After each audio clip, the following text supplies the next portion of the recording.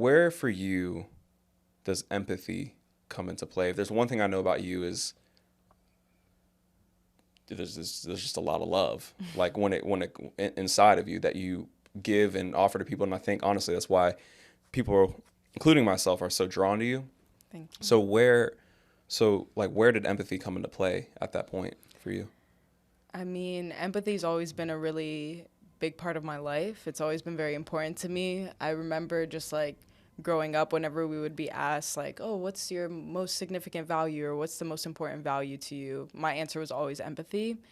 And I think just like through community work and like working directly with people from a young age, I started to develop a lot of empathy because, like when you start learning like what everyone, like all these different people go through in their lives, like it's honestly like impossible not to feel like connected to humanity. And so when I went to college, I studied something called Family, Youth, and Community Sciences, which is UF's fancy way of saying social work. Mm-hmm. And so when my first day of college, How old are you at this point? I was 18. Okay. When I was in college, or my first day of college, and one of my classes, it was like human development or something like that. The professor put a flyer on the projector at the very end of the class and was saying that the crisis center was looking for new volunteers. If you're interested, you can reach out to them.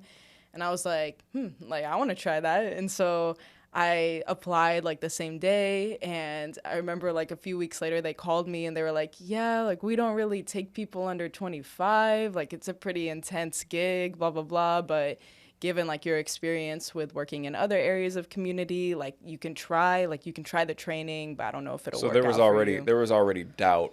Yeah.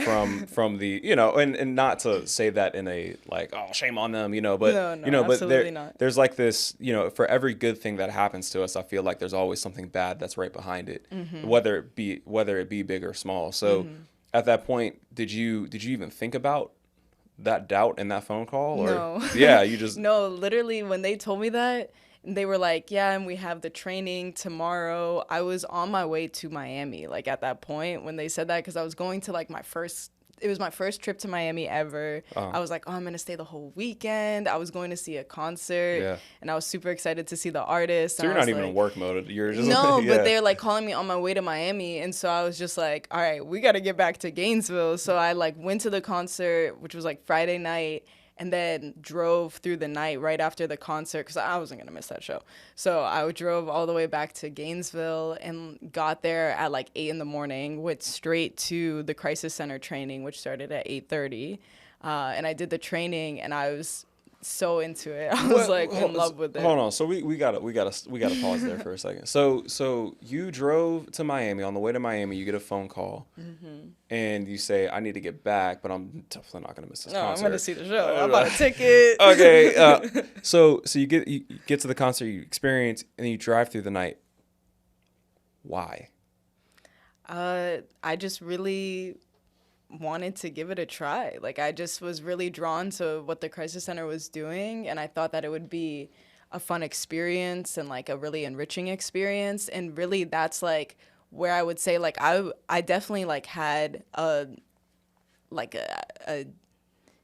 cared about empathy a lot beforehand, but then like the crisis center I would say is like really what built empathy within me, because it's like at that point like that's like the main thing that you're doing in that job is like you're expressing empathy for like people's experiences, for like all of like humanity's experiences. Like you're on the phone. Like I would do night shifts where I would be in there from 12 to 8 a.m. and I would just be like talking to people who are just like living life or going through it or whatever, like just a whole spectrum of experiences. Right. And that was like the biggest empathy builder. It was a lot of exposure. Mm-hmm.